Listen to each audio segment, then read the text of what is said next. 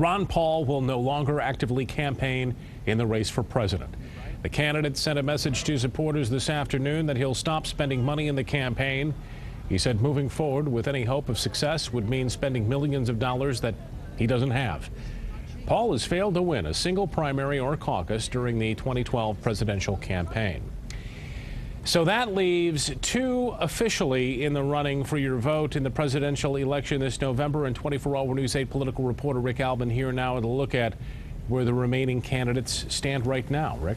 Brian, for a few weeks, it's been quite apparent. Mitt Romney is the likely Republican nominee. Congressman Paul's announcement today will have little impact on the race that has already taken on a general election feel. We've been tracking the national numbers for some time, remembering that these numbers lag behind current events because as attitudes change, the polling needs some time to catch up. But here is a look at the latest Real Clear Politics average of national polls, the last 7 polls going back to the end of April and now through May. 47 to 45. Let me give you an idea where that was last week. Last week, that was within 0.2 of a percentage point, but now it's gone up to 2 percentage points, and I can tell you why when we look at some of the individual polls in just a minute.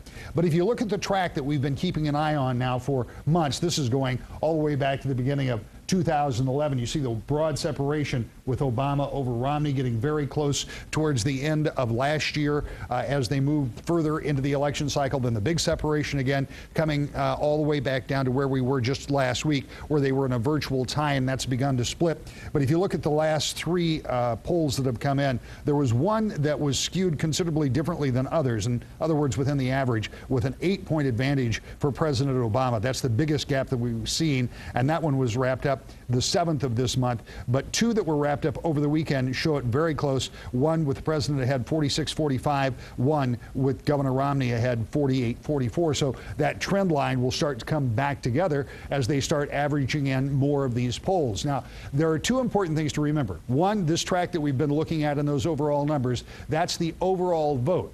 The Electoral College, which will ultimately decide the presidential nomination, looks considerably different, with President Obama having a very comfortable lead there. Later this week, we'll start tracking the Electoral College to show you the difference between just the raw vote that's very close right now, but the Electoral College predictions, no votes have been cast, only a prediction, and we'll see that wide margin. That comes up later on 24-hour News 8 later this week when we talk about that. Susan? Okay, Rick, thank you.